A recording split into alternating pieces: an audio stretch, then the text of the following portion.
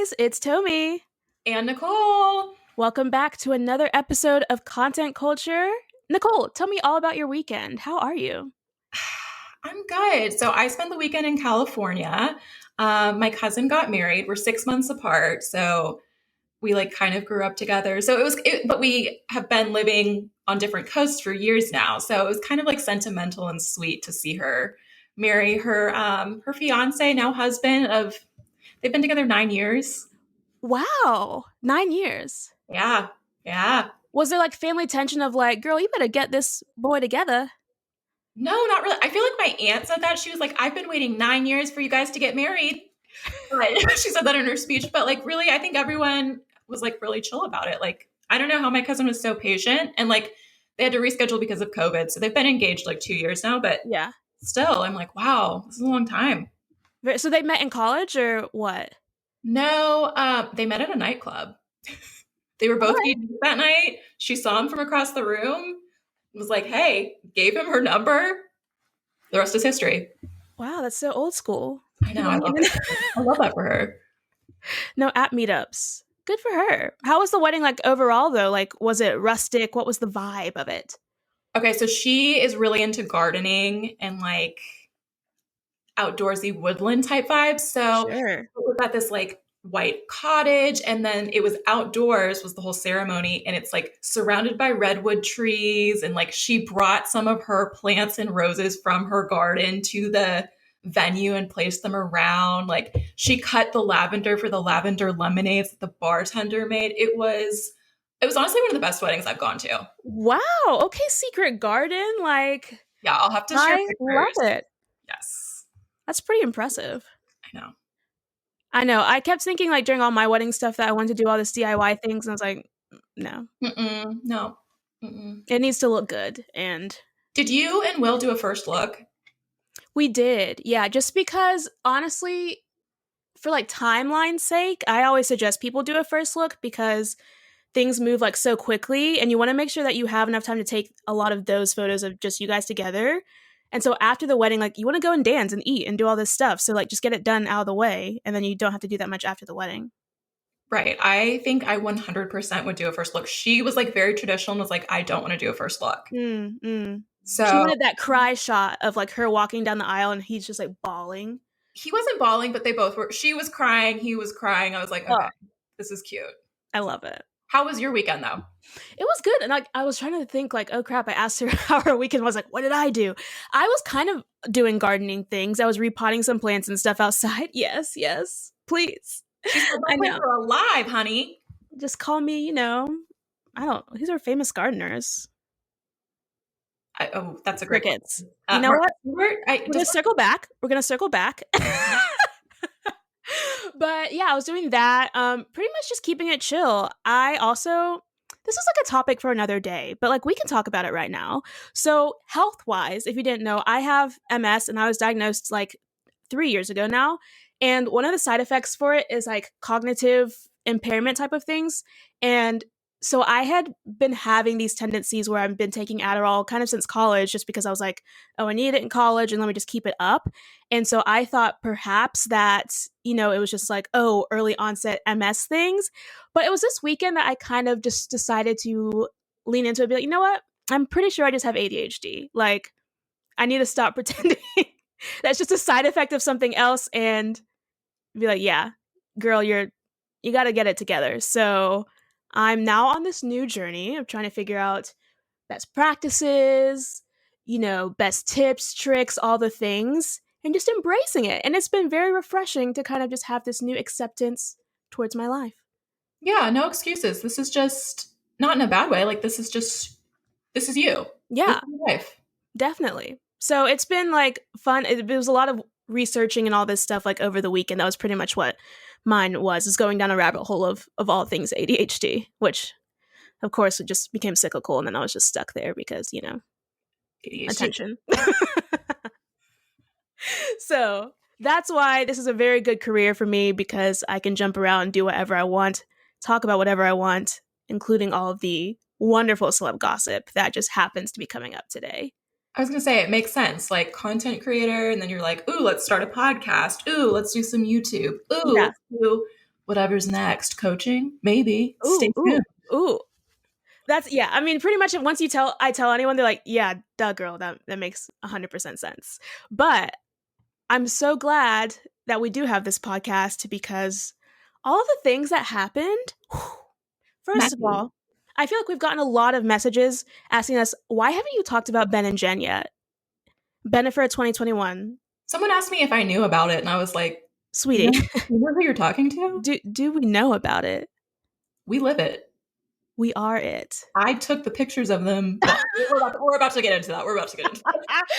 So, if you didn't know, if you've been living under a freaking rock, Ben Affleck and Jennifer Lopez are back together. Yes, yes. If you are a child like myself, they met on the set of a movie around like 2002. They dated for a while, got engaged, ended their engagement sadly until 2004, and both split off into their respective relationships. I want to say that's right after like Jen got with Mark Antony, and then Ben then was with Jennifer Garner for the next couple, like 10 years or so. They had kids, whatever.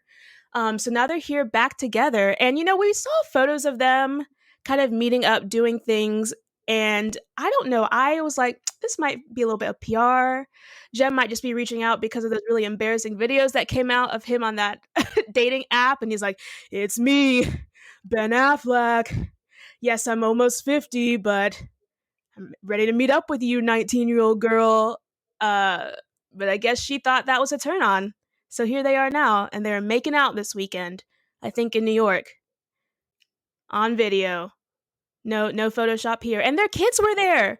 The kid like cut in with his phone, like, Mom, look at this. And she's like, yeah, I see this. I'm trying to make out with my hot A-list ex. So It's just a lot. And then I saw her mom is like super excited that they're back together. And then Jen is kind of like relocating back to LA to be close to him. This is fascinating. I posted this on our Instagram stories, but I was like, he started re-wearing the watch she gifted him when they first dated in 2002. And Tomi didn't think this was weird, but I was like, why are you still holding on to that watch? Like, there's been multiple relationships on both parties between there. And then he just is like, had the flame lit, always kept this watch on me. I'm ready. But do you think it was like, I mean, I don't know what kind of watch it was. Like, if it's like a Rolex or something, yeah, I'd probably lie to my significant other too and be like, oh yeah, I bought this for myself because I'm not going to get rid of something. This ice on my wrist. Okay, but you could, like, if you were Ben Affleck, you have enough money to buy yourself a Rolex. You don't have to hold on to you're one for a minute. so true. Yeah. So you think that was like a sign of him always holding out hope that they would get back together? I think the flame was always burning, which I hate that for like all of the women he dated after her. Mm-hmm. But I always say on here, we love love, and like maybe love wins. Love.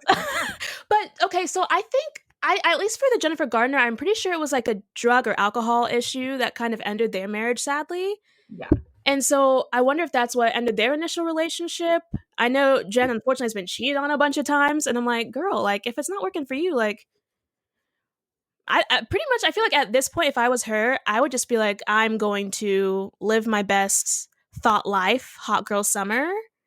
You ain't going to tie me down. Right. Because I'm like, you're rich, you're hot. Mm-hmm. You already have kids. So it's not like I want to get with someone so that I can have children, unless maybe she wants more children. I don't know. But I'm like, what don't you have? You have so much power. You don't need a man. It'd be the Rihanna method. Although she's in a relationship. She's kind of not wifed up, but ASAP Rocky thinks that he's wifed up, but yeah, I was gonna say she wears the pants. Right. She will never be cuffed. She is free as a bird. Love that for her. I do too. What do you think? Do you think Ben and Jen are going to last? How long do you think they're going to last? I don't think they're going to last. I just think, given their track record, it cannot last. Okay. Do you think she's going to start wearing maybe an engagement ring again from their original engagement? That would be something. That would be something. Listen, Jen loves a good ring from the block. I don't know. I think someone told me the other week, year, whatever, that the reason why it seems like celebrities divorce a lot and all this stuff is because when you think from the average person, what stops someone from getting a divorce, right? It's like they don't have the resources to just like financially be able to do this, or the control, like career wise, like what are they going to do? Find a new house, find a new set of friends, whatever. But when you're that rich and that famous, like you don't have those barriers. So there's really nothing like making you stay, I guess, for that reason. So it's very easy for them to just kind of cut the cord and move on. And I think that's just what you get here. Okay. I don't know. That's why I just don't see it for them. I'm happy for them in this moment, but I mean, hopefully, it is hot girl summer, so I feel like she's letting us down a little bit. But I love. So love it. I also put a note here because I want to talk about in the sense, in the vein of relationships, Scott Disick. He made the news this weekend because he gifted his girlfriend a diamond necklace for her birthday. But of course, the headlines need to highlight that it was for her 20th birthday. Scott Disick is a 39-year-old man. it brings us to an interesting point because I feel like age gaps are so interesting. I think when I was her age, when I was like 18 to 22, age gaps felt so big, right? Like I was like, I'm on a totally different playing field than someone that's out of college because I'm still in college. I'm not financially independent at this point. Like you're in two different places. And then Yeah. as you get older, I think age gaps become more acceptable. Like I feel like if she were 30 and he were, well, if she were 30 and he were 49, maybe not. Take it back. Yeah, what's the like little rule? It's like divide. It's like divide 2, add 7. And that's like what society's like considers the the appropriate age gap. Do that math. I'm not a math person. Okay, so I'm almost 30. Divide by 2, 15 plus 7. Yeah. 22. I can't see myself dating a 22-year-old. Right, exactly. And so for Scott, it would be like he would essentially need to be with a 27-year-old, 26. So let me give a little more backstory too. So he's dating Amelia Hamlin, who is the daughter of Harry Hamlin and Lisa Rinna. She's on Real Housewives of Beverly Hills right now. Okay. And something very funny that I love is her sister is dating someone who was from the cast of Love Island in UK. And so Scott Disick took time out of his day to DM some cast members from Love Island and be like, "How dare you do my boy like this?" From like drama that's from like 2 or 3 years ago from this reality show. Not this, Scott. So I don't know. He's out here playing house with children. I just don't know how they are okay with it. So you said, so what's the youngest you think you would go, really, realistically? Tomi, I don't know to date someone much younger than me. Like I'm turning 30 in August. I don't know, like 28 is probably the youngest I would go. 27 maybe, but I'm like, ugh. Yeah, I so know, you're feeling it. yeah. Older, I feel like I'm more forgiving. I'm not dating a 49-year-old. Like we're talking about the divide by 2 thing, add Yeah. 7. I don't think that I'm dating someone that's 40. I can't see, for me, I can't see it. Yeah. Maybe 35 for me, maybe 36. Yeah, I remember when I was younger, I always thought I'd be like with someone who was like significantly older than me. But then, yeah, I don't know why. I don't know why. Why was that something? We're the same age. Right. Same age husband. I also thought I was going to like marry a Spanish man and like live in Spain and just eat paella all day. But Wait, I kind of love this alternate universe for you. yeah, thank like you. The 20-year older husband, Spanish man. Like I see Little you salt in and pepper hair. Real Housewives, older husband vibe. Thank you. I'm not mad at it. Paolo. Oh wait, that's the guy from Lizzie McGuire. He's Italian. I digress. But yeah, so then when I got older though, I was like you where I'm like, I just don't understand how these relationships work. Again, I'm not knocking it. If you do, you're out here listening and you have an age gap relationship. I just want to understand, like, what do you talk about? They can't even go to the club together. She can't drink. Now I do know he's like, an addict, so like maybe he's not drinking, but like you can't go to clubs. It's weird. Yeah, and I do wonder what you talk about. Like for us, especially for like us, like we're so into pop culture Right. that I mean, we could date someone our age that isn't into pop culture like we are, but I need someone to know who Cardi B is. When I talk about Megan needs, I need them to know what I mean. If The I'm dating references, someone yes. that's 40, I have to explain what Megan needs are. Mm-hmm. I don't want that for me. Yeah, I think it just depends. Like, as long as I guess you're on the same life path of understanding with like kids, what that looks like, understanding like, I'm gonna be out here partying, doing whatever, and you're trying to like make plans for a retirement home, sure. But it's not my ministry. The kids thing is a big one though, because like we have a family friend who had his first child at like 45. Mm-hmm. And I was like, you're going to be like at a walker at high school graduation. Yeah. I mean, it's like you said, it works for someone. I don't want to like yuck anyone's yum. Like if that's for you, we love it. But like maybe tell us what you talk about at the dinner table. That'd be very interesting. And then I started thinking about it a little bit more, and it's like, oh, there's a pattern of this similar behavior between the Kardashian clan and age gaps. Speak on it. Because do you remember a couple years back, Kourtney Kardashian was dating Luca? I don't remember how you say his last name, like Shabbat, who's on Grownish. And I think he was 19 and she was 40 or 39. Very weird. Very weird. Yeah. Well, this relationship with Travis and Scott are really the only people I can think of her dating at the top of my mind that have been like her age, right? Or like in her age. You're saying Barker. I'm thinking Travis Scott. So that's why I was like, what? Oh, no, Barker. Yeah. Travis Barker, I think, yes, you're correct. Because even Scott is 10 years younger than she is. Are they predators? Right. Worth having. But then Kylie, when she was with Tyga, she was 14. And Tyga was 21. The way my mom would not let me be running around with it. I'm not even, Kris Jenner is the best manager in the world, maybe. But period.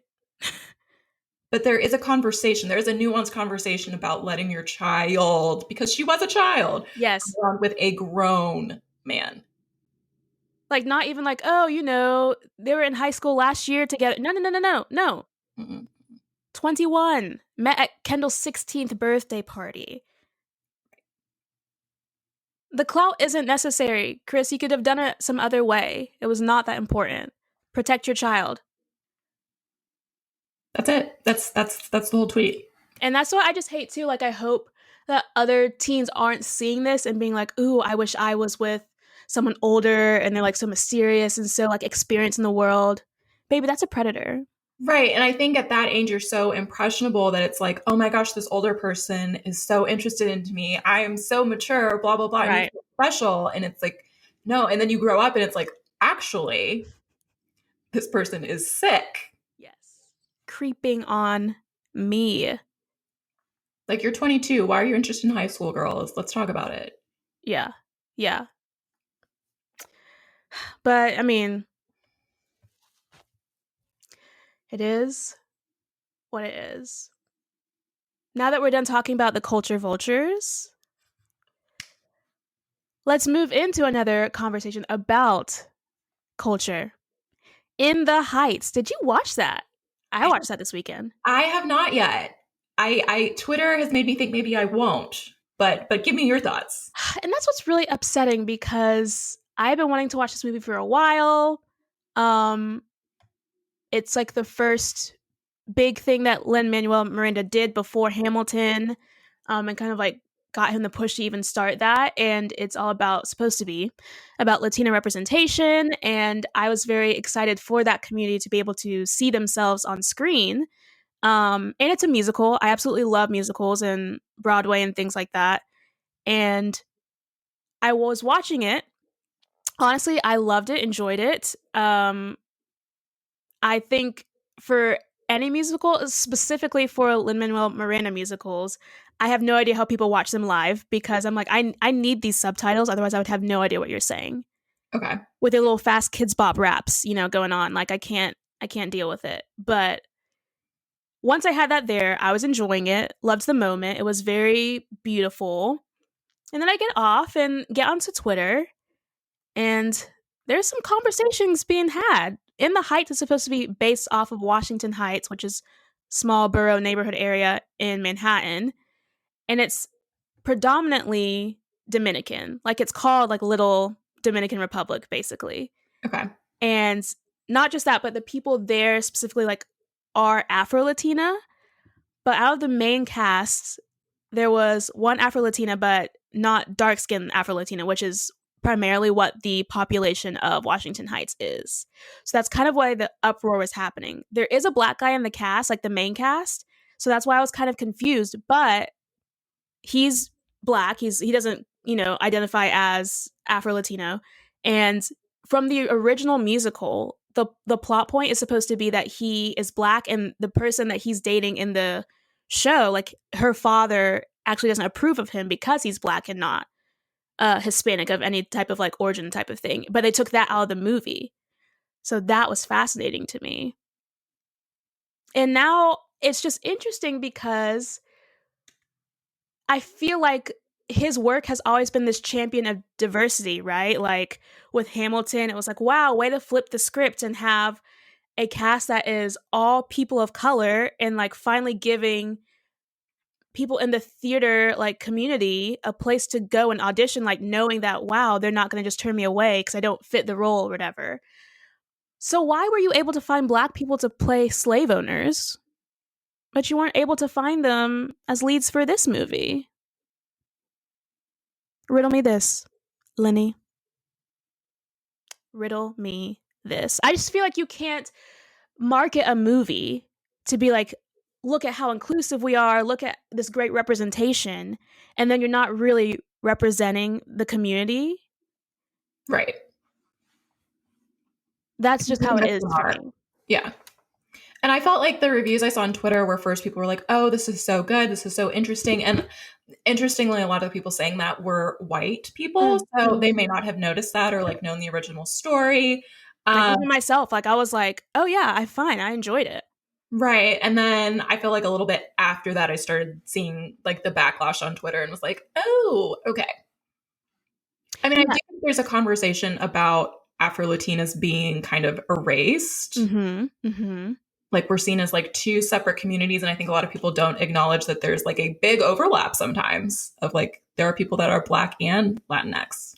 Definitely. And it's one of those too, like even when I go to the Dominican Republic, and just because like I can speak conversational Spanish, they automatically assume that I'm Dominican, and they like go into it. I'm like, despacio por favor. Like I cannot understand what you are saying, but thank you for the compliment. But I think what makes it worse, because I remember watching and be like, oh yeah, there were Black people in the film, like community wise, like I felt like we were represented. But it's the fact that it's based off of Washington Heights, and like that entire place is filled with dark-skinned Afro-Latina people, not just Afro-Latina or, different Hispanic cultures. So for you to blatantly not put that in there, it's like this was a conscious choice that you made. Right. And what does that say about you when obviously you tried to make sure that was present for Hamilton because of you wanted to get the buzz of like, ooh, look at like the slave owners now being Black.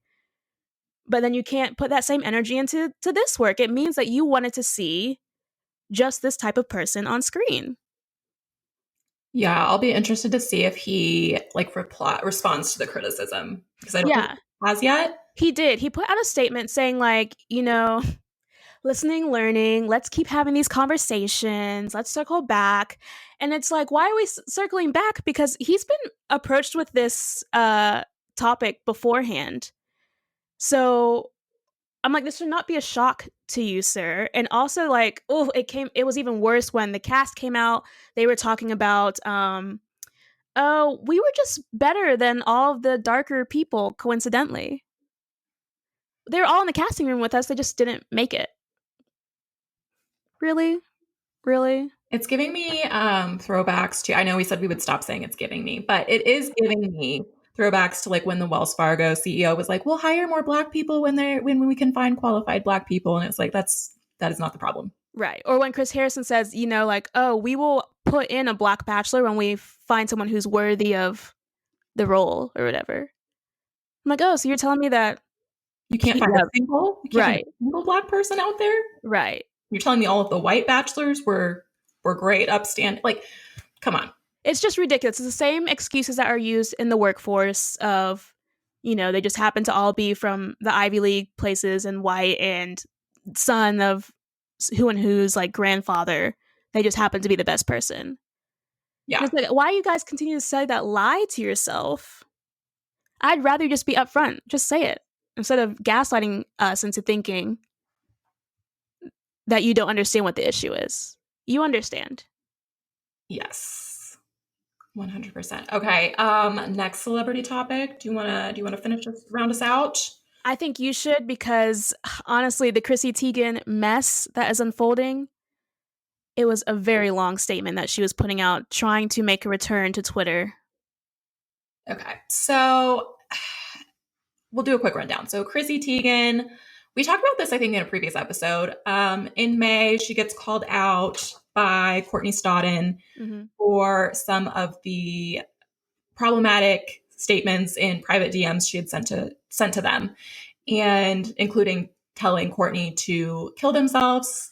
Courtney is non-binary, so I'm trying to use their pronouns. Of course, we were just talking about predatory men. Courtney was 16, I believe. 16, 17? Yeah, she was 16.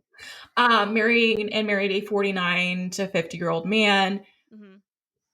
I think all of America was like, oh, this is so weird, but we weren't at a point where we said like, oh, this is a predatory man. We kind of were like, oh, why is this young girl marrying this older man? So Courtney revealed some of the tweets and DMs that Chrissy Teigen had sent. Chrissy put out like a Twitter apology and said, I'm listening, I'm learning. It's so hard having to listen and learn in the public spotlight. No one understands what it's like to have to be your worst in public. Going to take some time off and learn. So I really wondered how long it would last, because her previous Twitter break was about a month before that. It lasted 3 weeks. This one lasted 4. Yes. So she's making progress. But she came back earlier this week with a Medium statement, a Medium article, which is an interesting choice because when you post on Medium, you do get paid per click.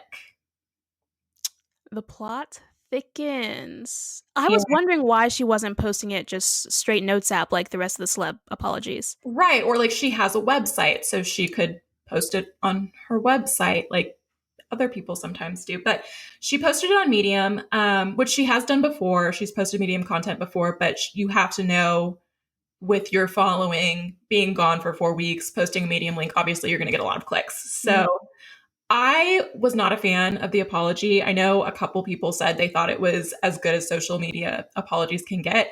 I felt do not agree. I felt like she was very self-deprecating. I felt like she was trying to be witty and funny. And this was a moment when she really needed to be 100% serious and show complete remorse and not try to be cool in the moment. Like you don't need to look cool when you're giving an apology. And so she does that. It's worth noting that Courtney Stodden, at least at the last apology, was still blocked by Chrissy on Twitter. So she was not even able to see the apology. Chrissy in the Medium post says that she has been crying every day and she's only reached out to one person. She hates confrontation, so she knows she has more apologies to make, and to please reach out to her if she needs to make an apology to you, which defeats the entire purpose of an apology. I shouldn't have to, if I do something wrong to Tomi shouldn't have to reach out to me and say, hey, Nicole, you need to apologize. I should know I did Tomi wrong. Yes. And apologize on my own accord. So I already am like, Chrissy, this is not good. And I before this, I was like a huge Chrissy fan. So right after that happens, she puts that out. A couple hours later, a designer comes forward that was on Project Runway. Project Runway. Yeah. Comes forward and says, I was bullied by Chrissy Teigen for years, and her stylist Monica Rose, who styles Chrissy, previously styled the Kardashians. It's very influential in Hollywood styling. There was kind of like a fake scandal where it was said that he had used the N-word. It had been photoshopped into a social media comment. He tried to reach out to Chrissy to tell her this isn't real. It had been photoshopped, and she refused contact with him, would not step back. And at one point did DM him and say, "I hope you die." He said, he had lost jobs. He would book a job, and Chrissy or Monica Rose would call the client and they would drop ties with him. So he was losing work. He was constantly getting like threats from them, basically DMs from them. Yeah. He reached out and said, "Here's my number. I just want to talk." And she was like, "No, like racists deserve hate. Sorry." And so he released it, and it was like right after her apology. So it just kind of, to me, it highlights a pattern of behavior. Yes. I do think it's possible that she's evolved since then, right? Because this was, I believe they said 2014, 2016. Yeah, 2014. So it's possible that she has gone, she says, "I went to therapy," all these things. It's possible she's healed, but it is very jarring to see this kind of behavior, because I do think there are things that we regret in life that we may say. Mm-hmm. But none of the things I regret saying that are harmful were ever directly like, "Go harm yourself." And there are levels. There are levels. And like we were talking about this offline. I was saying, I don't know if this is something you can come back from. I don't want to say like cancel culture is real, but like, I don't know that you can tell someone like kill yourself and deserve to have a platform after that. I don't know that you should. Mm-hmm. Multiple times to multiple people. I think that's where I'm having like a little bit of an issue. And we've seen stuff like this in the past. It's been very isolated incidents, or it's different types of incidents over time. But for it to be like the same pattern, like you said, I don't think these will be the last instances that we hear of something like this. For her to feel so comfortable doing this to a child, one, to another person that you've never met, and going out of your way to affect their career. I've just truly never seen a celebrity outwardly show how much validation they need from the public and how much they need them to like them. Like, I'm sure there are plenty of celebrities who are like that, because that's what celebrity culture is. But for her to not be able to stay offline and just, take that break. And I realized too that the reason why she put that apology thing out there is because she wanted to get back to, posting her content. Because like 3 hours later, she like posted something that was like in celebration of her kid graduating from preschool or something like that. And just like kind of like get back to it. And it just felt so ill-timed. Like, is there money being lost? And that's why she's kind of trying to like brush this away. Right. And we do know like her cooking collection was dropped by Macy's, all these things. And like, I would agree, like she was posting like, "Oh, I got a tattoo to commemorate Luna graduating preschool." And it's like, you said in your Medium note that you were going to take more time so that you could do more learning. So go take more time, do more learning. Don't be online. Yeah. She's addicted to that constant validation that Twitter can give you. And I think that's why it's different between her and other celebrities, because that's kind of like how she got to her celebrity fame, but in the sense that she's actually like up there with other A-list celebrity people. So it feels weird. I've always said that if I was a celebrity, I would take the Beyonce approach, where I would you would never hear from me. I would put out my work, do whatever I need to do for that, and then I would be a recluse. And I think that's what going forward she just needs to do, if there is any work. But I do hope she takes some time off and heals.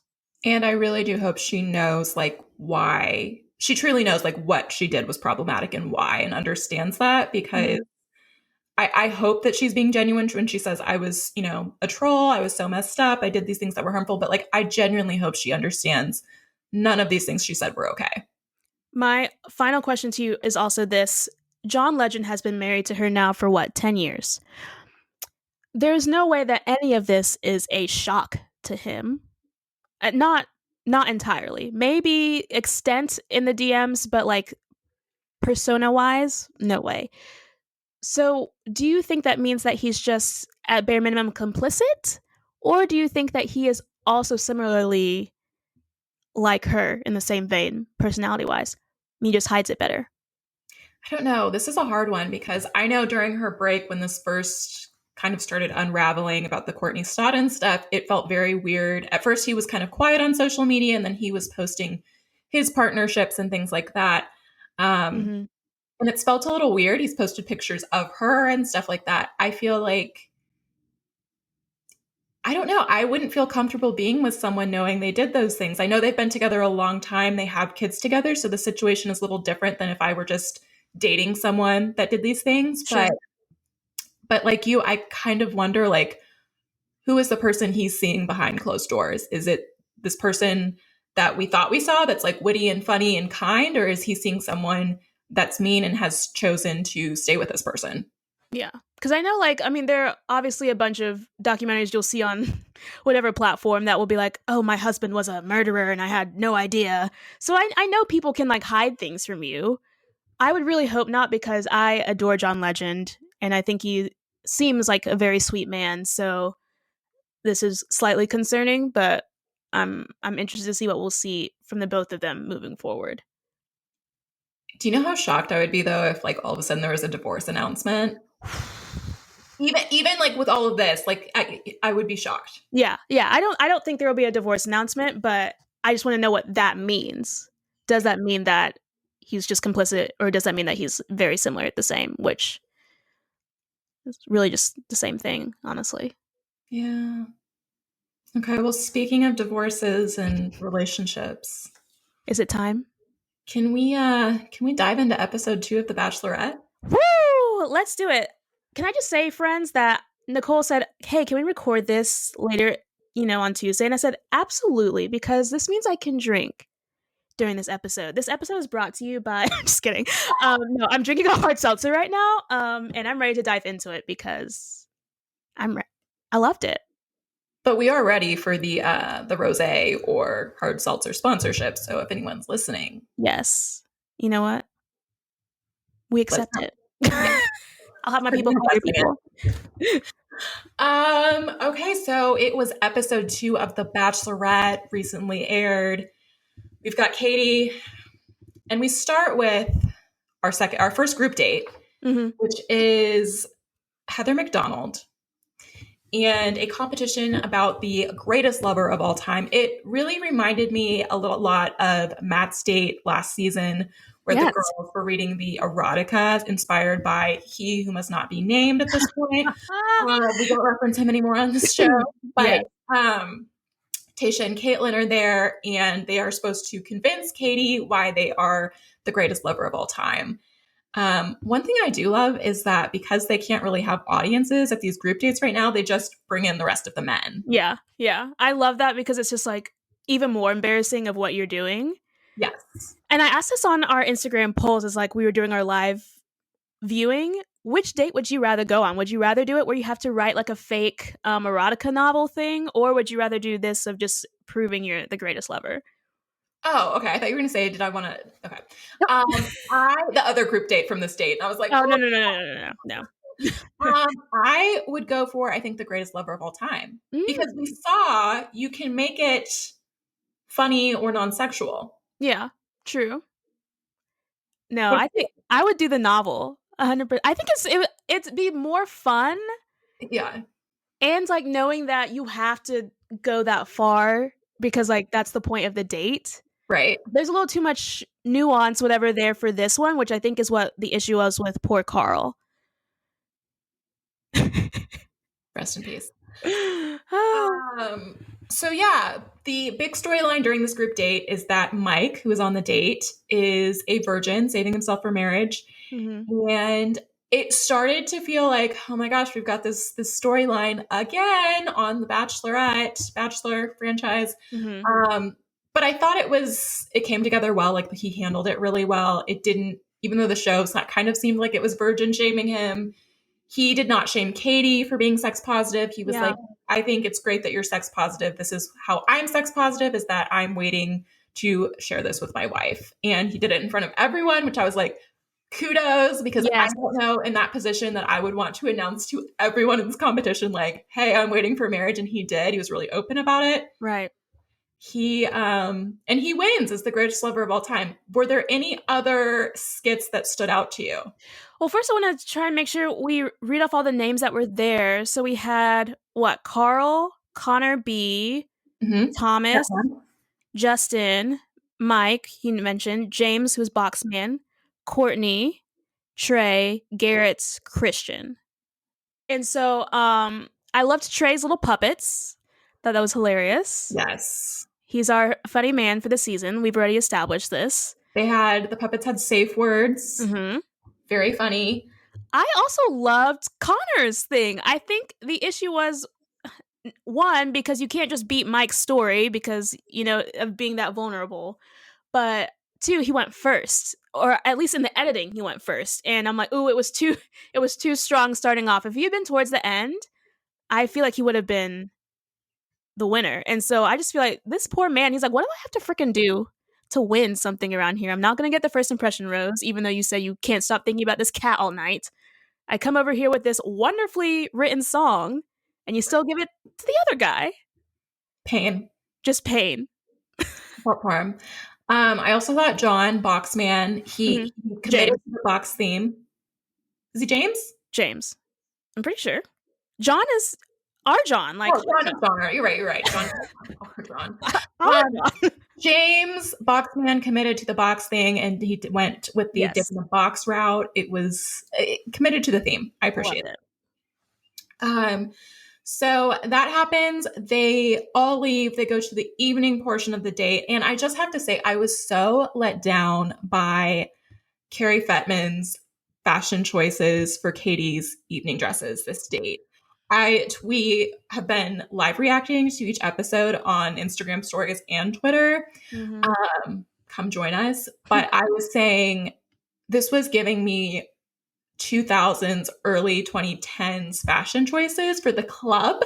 Yeah. And I hated it. Like, it was giving me big Wet Seal, Charlotte Russe. Rue 21. Yes. Mm-hmm. Forever 21. I was like, ooh, so I hated the outfits.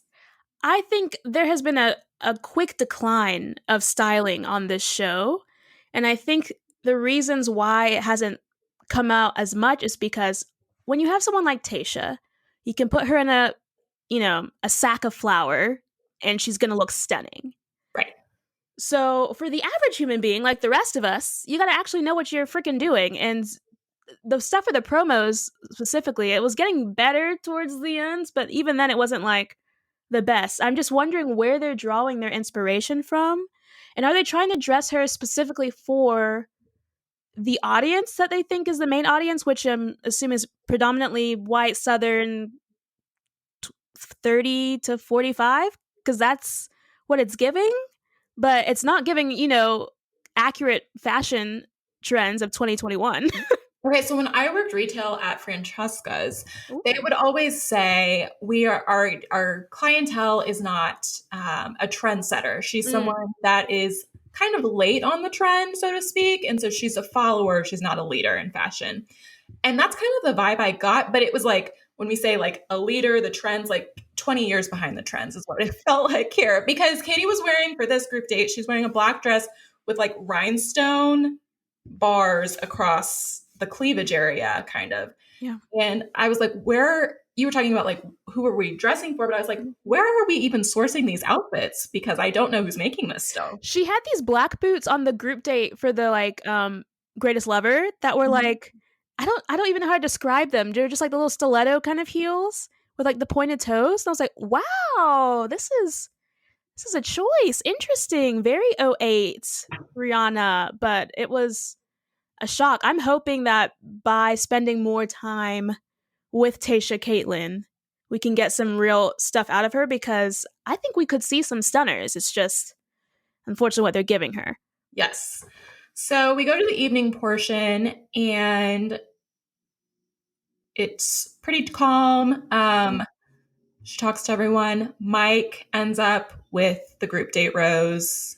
Not shocking, because like you said, he was so vulnerable, so open, and like didn't shame her, and so she felt very accepted. Yeah. She actually started crying a little bit during his like portion of the group date and like in the confession talking about it, so not a shocker.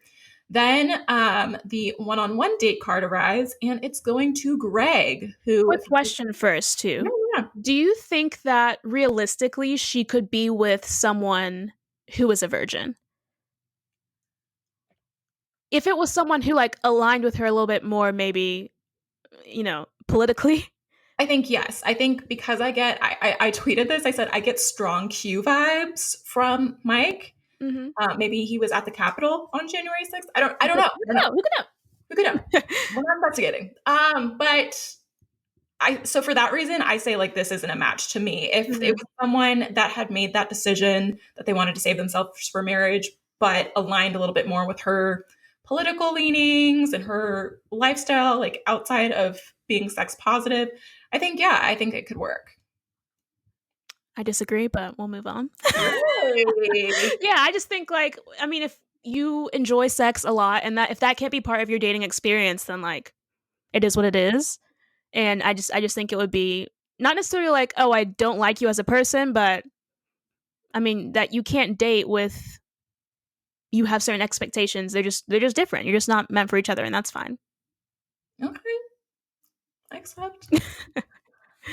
So first one-on-one date is going to Greg, who got the first impression rose last week. And this is the first time that someone that's gotten the first impression has gotten the first one-on-one date. It definitely makes it feel like, wow, is Yeah. Greg going to be the final person at the end of this? My take is no still. My take is still no. It's not because I hate Greg, guys. It's too obvious. Mm-hmm. And also, I feel like there's a curse of having the first one-on-one because people always get super insecure throughout the rest of the season because they're seeing other people grow that relationship and they're not having that same time because they were towards the beginning. And so they're like, crap, like, did what we had, was it actually really good? Or was it just because, it was the first date and we were both excited about that? And for Greg to be featured so much in these promos, for everyone to be so excited about Greg, and then this date happening, I was like, this feels like a wet noodle. Like there was no chemistry whatsoever to be found. Thank you. Don't act like you're like vindicated here because what you said was that the man was ugly. I'm not saying he was ugly. I'm just saying he has the personality of a potato. What's interesting is that it's been unearthed that Greg went to acting school. Fascinating. And scrubbed his socials of any proof of this, but was in acting school prior to this. So it makes one wonder if he's there for the right reasons. But also it makes me say he did not learn much in those acting classes because we were getting nothing. Yeah, when she asked oh, do you like the outdoors? He's like, oh, I love the outdoors. I was like, automatically, the lie detector says that is a lie. Because exactly. I was like, you mean you like drinking on patios? Right. Like, same. Right. Same. You mean you like hiking like 0.5 miles so you can get a little cute view for the Instagram? Same. It's okay. Lean into it. Accept it. Horrible date, in my opinion. Like Katie said, this is very me. This is very where I'm from. She did this with her father before he passed, so it was kind of emotional. She was emotional, but she has Greg dig a hole so they can put a bucket on it so he can go to the bathroom. They set up a tent for a day date again, and I'm like, why is production making them set up tents when they are not staying? Yeah, just for the footage. I'm like, it's rude. You know that they can't do it. We know they can't do it. Just do something fun. At least put a fire. It was windy. I said I was going to look up the weather. I did not, but I'm still assuming it seems freaking cold this entire episode because they're all shaking. She was under a blanket over the next date we'll talk about, but like it just seems miserable to me. Right. So I was just like, on the date. Like I know a lot of people really like Greg and are like think he's a front runner. That's fine. But like Tomi said, I felt like we did not get to see much of his personality on this date. Mm-hmm. And so I was like, we get to the night portion of the date and Greg reveals that his father actually also passed. And it seemed like they kind of trauma bonded over that, which I don't love, to be honest, but appreciate the vulnerability from both of them. Mm-hmm. And they had some good conversations about like losing parents and having that in common. So he gets the rose on the one-on-one date. And then we go to the second group date, but not before seeing that there are some men that are not going to get a date this week, including Michael, the single dad. Yeah. Who's kind of nervous now. And they're like, he just looks so precious. I was like, it's okay, Michael. It's fine. You're thriving, baby. I was like, you're doing so good. You're so good. Don't worry. So second group date, I'm going to come back to the fashion again. It was a crime that Katie had to stand next to Caitlyn and Tayshia. You know exactly where I'm going with this because they put her in denim dress with a zipper up the middle that looked Yes. like one I had in like second grade. I'm going to say it. No, really though. I was like, I have flashbacks to being on like the monkey bars with that same dress on and thinking like, oh, I hope it doesn't like pop up. And then I was like 7. That, what? And then to have her walk where she's on the side. Like, put her in the middle. Fools. Caitlin and Tasha are both wearing like denim boutique looks, like Revolve, like looking chic. Some free people. Yeah. And Katie looks like the little kid that's ready for recess. I hated it.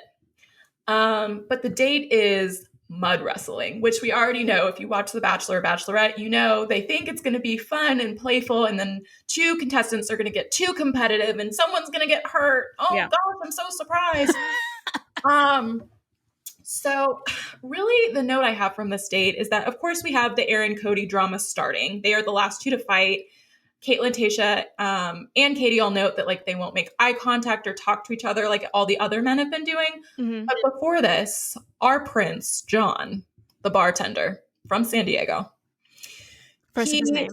Okay, everyone is talking about how he's like too skinny and scrawny to fight, and they're like, he's gonna get killed, and he's just in the best mood. He's grinning. He's like, I'm probably gonna get hurt, but that's okay. I'm gonna try my best. Takes his shirt off. I was like, take that shirt off, John. That's with confidence. Man. He's just so pure. Gets tackled. The entire time he's smiling. I know he had to be in pain, and he's just like laughing and smiling. It ends up being a draw, and I was like, this is why I want to date a man like John. Mm.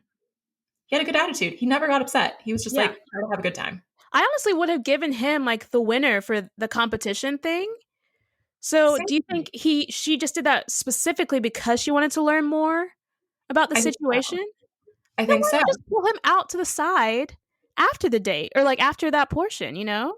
Right. So what Tomi's referencing is Aaron and Cody fight. I think Aaron wins the fight. Mm-hmm. The rest of the men on the group date are sent home to change for the evening portion. She keeps Aaron there. They kind of have like lunch, hors d'oeuvres. Some petit fours. And she's like, so what's the tea? Like, what's going on? I noticed you won't make eye contact with Cody. Like, why is that? Really straightforward. And Aaron kind of like hem-haws around it. He's like, well, I know him from back home, and I just know some things that I just don't think he's here for the right reasons. Yeah. And Katie's like, okay. And Aaron's like, you know, and she's like, no, I don't know. That's why I'm asking. So they go to the dinner portion. Katie is once again wearing a horrible dress. Yes, I'm going to give you the rundown because like it is it's velvet, a black velvet dress, but the top sleeves are like a glitter mesh over the shoulders. And again, it's giving me Forever 21 to the club in 2010, 2011, maybe going to a concert. Yeah. Maybe going to a frat party. I hate it. Like Sherry Hill can do better than this. Like, let's get it together. You could get some current Forever 21 and it would be better than this. You know, an option. Can I say also at this point, I was thinking because Aaron had been so vague, because they had just cut out all this stuff beforehand without context from production, I was like, are we about to have another edit that's like Matt's season where Anna's like, you know, they're entertaining men for money type of thing, and like we don't really know what it is, and it's like not based on facts. Like, does he actually even know him, or just knows of him? Right, because at the group date, Katie immediately comes in and pulls Cody to the side and is like, hey, Aaron told me this, this, and this, that you're kind of deceitful, that you're not honest. And he won't really address it either. He's like, maybe things are getting exaggerated, but I don't really know what he's talking about. And it felt like that. It felt like, what is this about? We have no idea. We never find out. She just sends Cody home. Yeah. But here's my thing, because I agree. I don't know if it was her who said this or if it was Will. I can't remember. But did she say something about like, oh, if I had, you know, been accused of something like that, I would have been more like, what? But yes, she said that. He was not like surprised or anything at all, or like trying to defend himself, which I don't know, like maybe it's worse to be like overly defensive, but I still would have had some type of shock or something. So I can understand her following her gut of being like, I'm not even remotely attracted to you enough to put up with this, because if it was Greg, I promise you he would have been here till the next week. That's the reason why. It's because he brought a freaking sex doll the first day, and now this is happening. She's like, I don't want to put up with it. So just go. Right. So she's like, Nothing I more know than this that. isn't my husband. You're going home. He's like, oh, I can't believe I got sent home. But he still doesn't seem super upset. And I'm still Right. what is going on? Because the guys that are at the dinner portion of this date are asking Aaron, and Aaron is still like, well, I just know some things about him from back home. So I did some digging, as one does. And it appears that maybe they were beefing on social media prior to filming about some differences in political opinions. Like perhaps Cody Sextallman is a little right leaning, a lot. Shocker. And that Aaron is not. Aaron is left leaning. And so that was what the conflict is about. We do have to wonder with production, maybe ask Aaron not to say what it's about because they don't want to talk about politics on this show, as we know, because it's somewhat off-putting to their audience. Especially given what just happened with Matt James' season. They're probably trying to avoid that at all costs. Knowing that they don't have Chris Harrison, but still not knowing like if what that future will be at this point in time when they're filming. Yeah, that's very fascinating. So I was thinking, oh, they were just cutting it out, but for him to just be like, not even saying it at all. Right, because the whole time I was like, did they fight over a girl? Like, yeah. What's the tea? But that is what my investigating led me to believe. Now, during this, Katie like comes back, tells the men she sent Cody home. She's visibly upset. She says she needs a moment. And then our other prince, Andrew S., says, I'm going to go get her. So he goes and grabs her and he's like, hey, I want her to be the first person to talk. Hey, love. That's what he says. Hey, love. I was like, oh, okay. He says, I just wanted to like make sure you were okay. They sit down and talk. They kind of bond over growing up with not a lot. They were free lunch kids, having childhoods where they were poor, living in small apartments. And oddly enough, I talked about the trauma bonding with Greg and how I hated it. Also kind of trauma bonding, but it felt pure. It felt authentic. It didn't feel sad. Like it just, I don't know. I felt good about it. What did you think? So do you think you just feel differently because you actually like Andrew S? I'm sure that plays a factor. I'm sure that plays a factor. I'm sure it does. I like him. I think he's great. Because I agree that it felt different. And I think maybe because it was the underlying theme was not necessarily the sadness of losing someone, but it was like we didn't have a lot, but what we did have like made us closer. It made us more appreciative. Like we love our families and love the lengths that they were able to do to provide for us. And so like that's kind of where it ended up. And I loved the story that Katie shared. She talked about her dad. They didn't have a fireplace. He made like a fake fireplace for them, said that Santa used like his magic to turn it into a real fireplace so that he could come down the chimney during Christmas. Beautiful. And after her sharing about losing her dad, close to over a decade now, like I could feel that emotion of just her sharing that story of like he sounded like a wonderful person. Yeah. And Andrew seemed to genuinely be listening to her. Whereas like Greg on their date, he was listening to her, but like wasn't giving much back. Like I feel like Andrew was like listening and reassuring her, comforting her. It felt good. It was more conversational. Maybe the difference is because Greg wanted to share about his dad, and because he didn't share about it earlier that day, he was maybe more nervous about it. Yeah. And so he was just like waiting for her to finish so he could say it. That's just kind of how the vibes I felt from their date, that difference there. Okay. Could be. I mean, it could be because he did go into dinner and like share that. So, yeah. So really beautiful date. And then she gives the rose to Andrew S., as she should. We love it here. Which I thought she wasn't going to, because she did her little recap thing of like Andrew S., we talked blah, blah, blah, blah, blah, Thomas, whatever. And I was like, wait, so who the heck is this rose going to? Right. I do like that she does. It kind of throws me off a little bit, but I like that she like reassures the men and like highlights like, hey, you did this. And it like, I liked that. So she's done a very good job about that throughout this process so far. Yes. I love it. So then we go to the pre-rose ceremony and Mr. Carl is acting up, right? Mm-hmm. So he saw that Aaron went to Katie about Cody.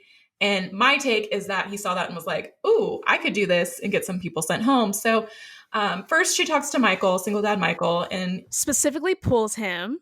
to So, validate him because he didn't get any date time this week. and they That's sit queen down. behavior, And she people. starts off by saying it as she's pulling him into the room. She's like, I wanted to get you first because I know we didn't get to spend time together, blah, blah. And he's like, yeah, I noticed.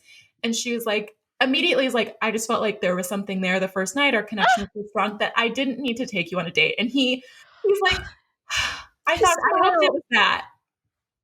I cannot. I I love him.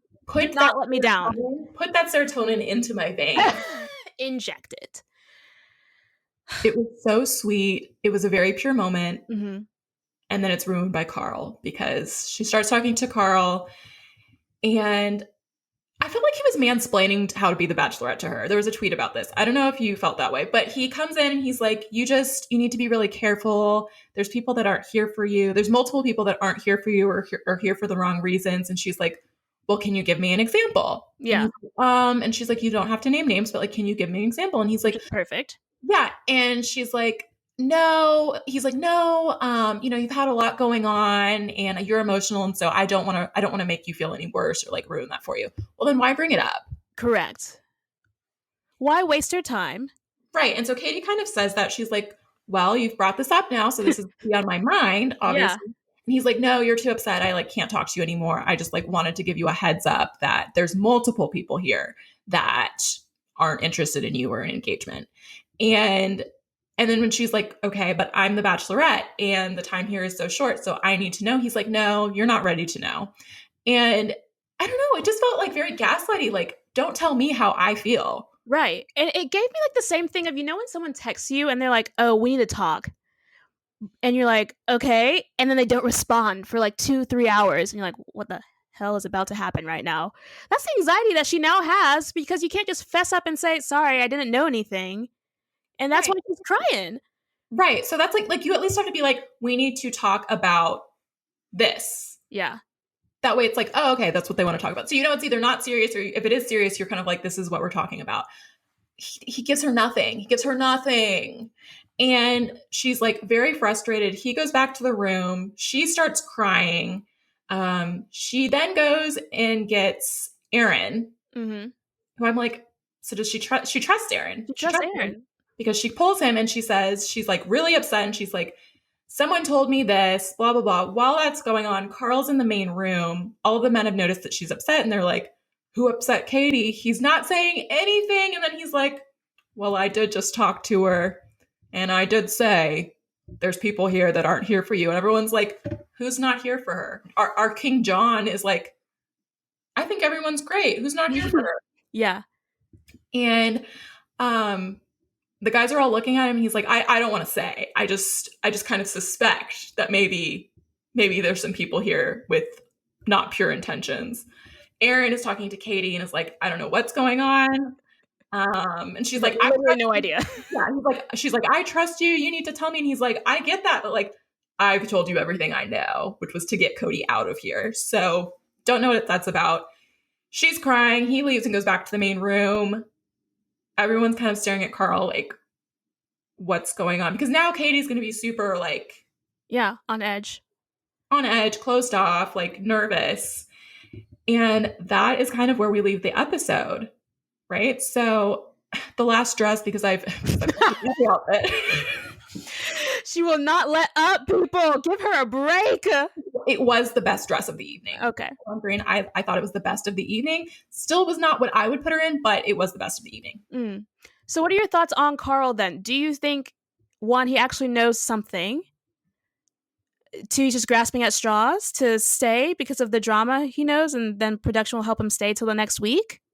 I just want to say, I've never met a motivational coach, which is what Carl's occupation is, that goes into a situation and makes you paranoid about everybody. I think maybe he may not be great at his job, but no, I kind of wonder. So right after the episode aired, Katie sent out a tweet and said, I want to get this right. She said, this next rose ceremony can't be rushed. This is going to be shocking and something you've never seen before, which they always say about like every season. Yeah. So she could be bluffing, but I was telling Tomi, I'm like, what if she sends like a whole bunch of men home? Ooh. What if she sends 8 to 10 men home? You know, I would be like, can I do that? But I've said that a lot already of how she like sent home all of the people who were like the quirky people on the first episode. The fact that they've made her a bachelorette and she did not place anywhere close to the top contestants. So she's making her own rules. I love it. Way. Yeah. She's making her own way. Be a Katie, guys. Don't forget. I think it's in reference to someone who was mysteriously missing from the preview for the following week. Blake, first of his name? Yes. Playing a little Where's Waldo? Because I was like, surely he has to be in the third episode because he put him in these preseason previews, the big preview on the first night, and he wasn't there again. Right. I was so sure that that was going to be a huge part of the trailer for next week. Yes. And we don't see him at all. We do see Nick Viall. Yes. I do think Carl's going home. I don't think she's gonna keep him. Now, if it were anyone else, I would say production would tell her, you've got to keep him. Yeah. But I think she's really like doing whatever she wants. And I'm hopeful that her BS meter is flashing with Carl. Just what could it be that's historic? Because if Blake was coming into the rose ceremony to be like a woohoo thing, they would have shown it in the preview because that's like a oh my gosh moment. Yes. So really it just has to be that she's letting go that many people.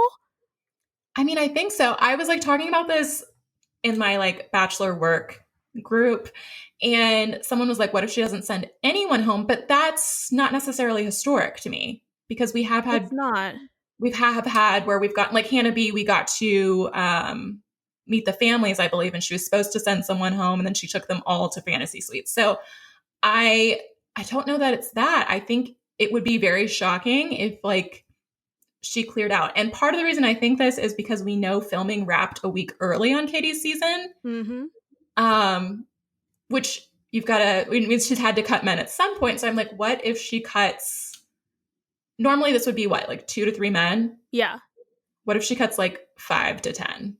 And maybe that's the historic thing, too, of what your friend says, to give them slight credit, is that I don't think they do that early on because there are usually stragglers that you can cut off with no issues.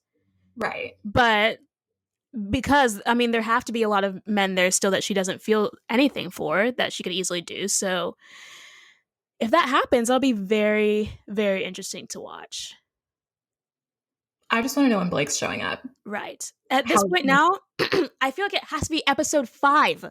Because if it was episode 3, they would at least show a teaser of him arriving. And then it's like, ooh, he arrives at the end of the episode. And you're like, crap, okay, we have to wait till episode 4. But they don't have that at all. So then it's going to be end of episode 4 and into 5. Guys, I think he's in the final 2. Just to be clear, no one knows who wins this show. It is not anywhere out there.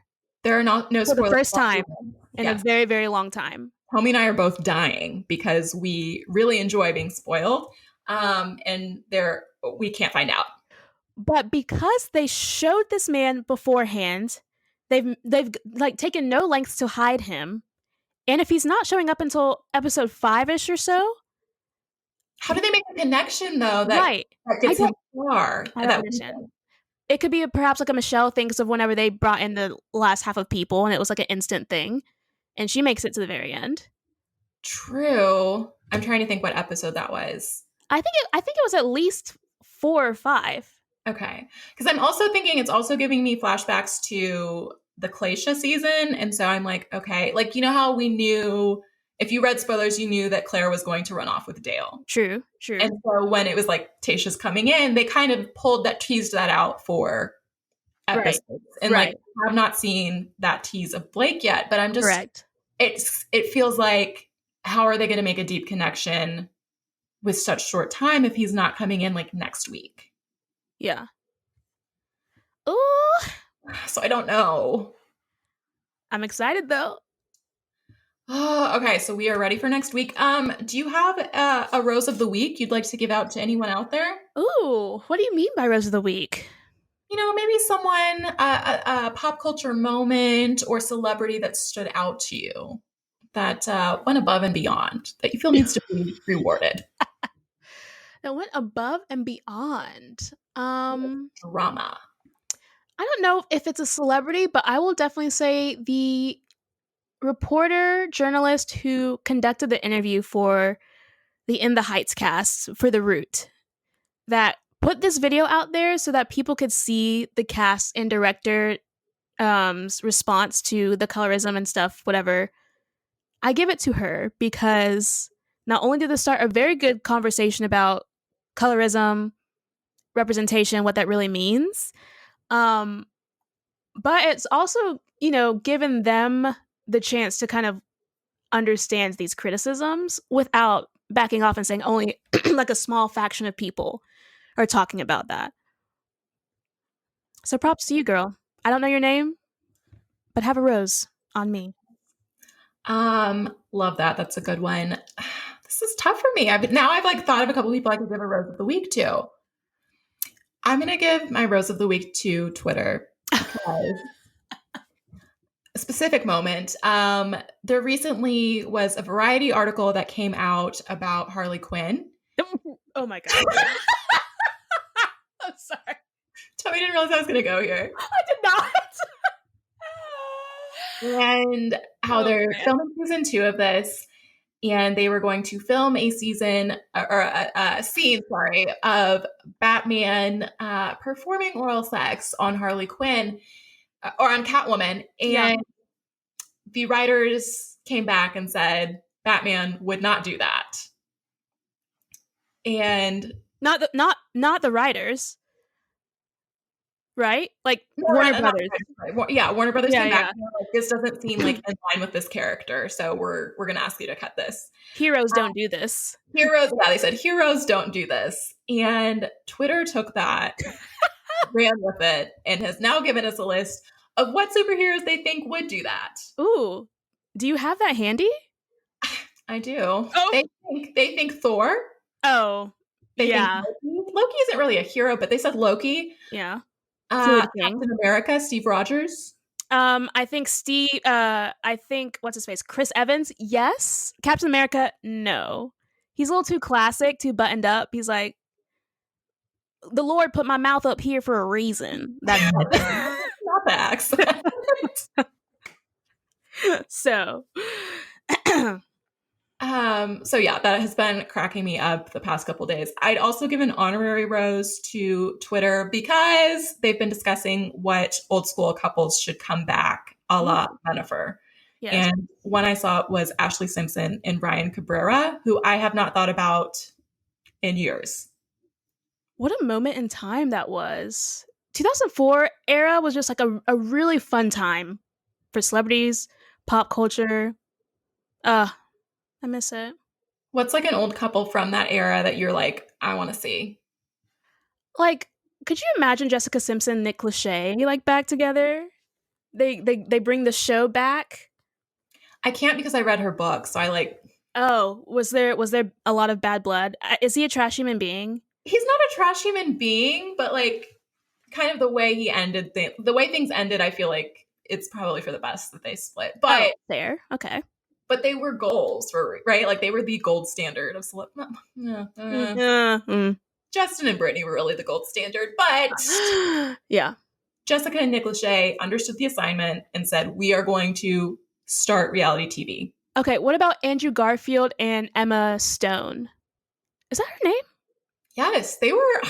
I thought they were endgame. I really did too. They were very cute together. I also you know who else? Rachel Bilson and Adam Brody. Not Brody. Adam Cohen. No. Why did I say Cohen? What is his name? With the little like curly hair from the OC? The guy from the OC and Rachel Bilson. The two were both on the OC. You guys know who we're talking about. Yes, you know. Sometimes even us, we have issues remembering pop culture. I don't remember his name. Was he Seth Cohen? No, it is Adam Brody. Who am I thinking of? I don't know. I'm thinking of Adrian Brody.